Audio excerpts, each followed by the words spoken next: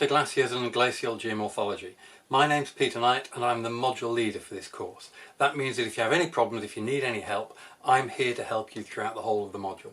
You can get in touch with me by email as always, and also you should be seeing me for live class sessions through most weeks of the semester, and I'll put a Q&A discussion board up on the KLE as well. So there's lots of different ways of getting in touch, lots of ways of having a conversation. If you have any problems, any queries, please just ask and I'll try to help. Now, the module is organised as a 12-week, 12-step programme of activities, and it's a mix this year of live face-to-face in-class sessions and online resources. Each step will involve a combination of recorded video mini lectures, exercises and readings, real live face-to-face sessions where we can pick up on material from those online resources and you can ask questions, and I can elaborate on anything that you haven't maybe understood very well. So it's really important that you do the online resources for each week before you come along to the live session for the week. I've tried to timetable it. I hope I've timetabled it so that the live sessions come towards the end of each week, so you've got the whole week to work on the recorded materials, the online materials, before we have that live session, and you can bring along any questions or whatever that you might have. Now, all of the learning resources for the module are organised from the KLE section. So start on the KLE. This module isn't based in Teams and occasionally goes onto the KLE. It's based onto the KLE, and if we need to, we might occasionally go onto Teams. So the KLE section includes core documentation such as the module handbook, and you need to read that straight away. Read that first. If you haven't looked at the handbook yet, go and have a look at the handbook now.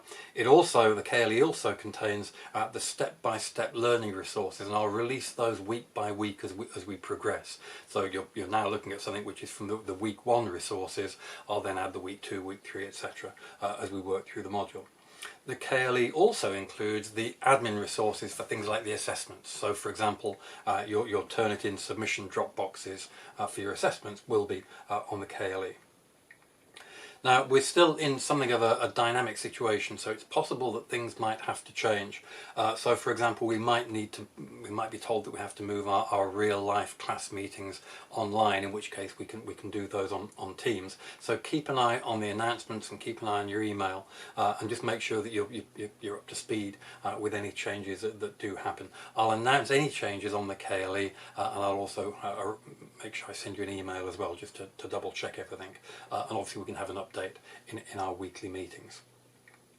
Any resources that we do use outside of our live meetings and the KLE, for example, if we do anything on Teams, I'll announce that on Teams and I'll link to it from, I'll announce that on the KLE and I'll link to it from the KLE. So the KLE is your starting point for everything.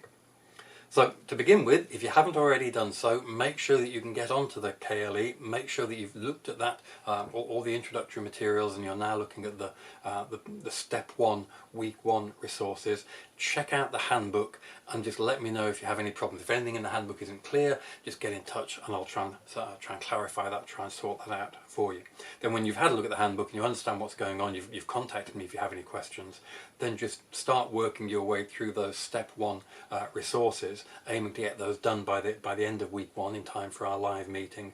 Begin with the module handbook and then just start on the first set of recorded video mini lectures. In the meantime, I'll look forward to seeing you in our first session, which should by now be in your timetable. But if you have any questions, any problems, just get in touch.